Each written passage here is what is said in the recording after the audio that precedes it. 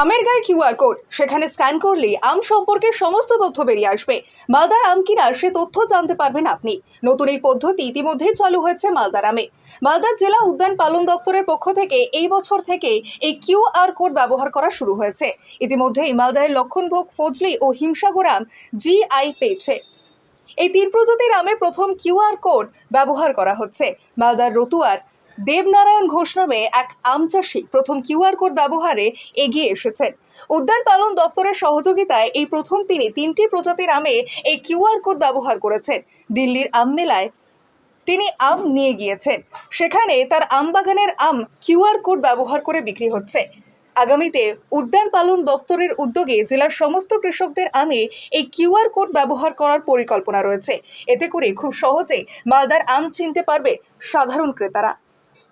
মালদায় আমের জন্য প্রসিদ্ধ এবং এখানে বিভিন্ন প্রজাতির আম চাষ হয় এবং এটা বহু বছর ধরে এই চাষ হয়ে আসছে এবং বিদেশের বাজারে বা ভারতবর্ষের বিভিন্ন প্রভিন্সেও এই মালদার আমের একটা জনপ্রিয়তা রয়েছে।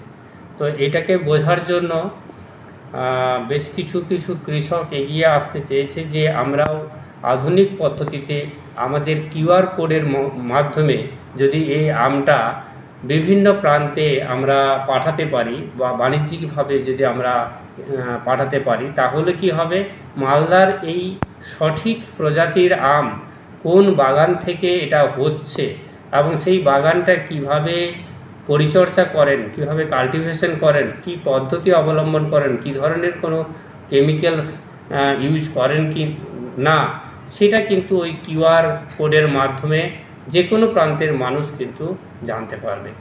তো এখনো পর্যন্ত আমাদের যে জিআই যে তিনটে আম পেয়েছে, হিমসাগর, ফজলি এবং লক্ষণভোগ, এই আমগুলো একজন কৃষক যিনি আমাদের চাষবাস করছেন রতুয়াতে, সেই কৃষকের মাধ্যমে আমরা এই জিআই প্রাপ্ত আমগুলোকে বিভিন্ন প্রান্তে ছড়িয়ে দেওয়ার জন্য ওই কিউআর কোড অবলম্বন করেছি এবং সেটা প্রথম ইনিশিয়ালি এটা চালু হয়েছে এবং এবারে দিল্লি আম মেলাতে এই কিউআর কোড যে স্টিকার, সেই স্টিকার কিন্তু ওই আমের মধ্যে থাকবে এবং যারাই কিনবে ওই কিউআর কোডটাকে স্ক্যান করার মধ্য দিয়ে, প্রত্যেকের কাছেই মোবাইল থাকবে, সেটা স্ক্যান করলে তার ডিটেলসটা জানা যাবে যে এই আমটা কোথা থেকে এসেছে, সেই বাগানের মালিক কি, সেই বাগানের ফার্মিং প্রসেসটা, সমস্ত ডিটেলস কিন্তু জানতে পারবে।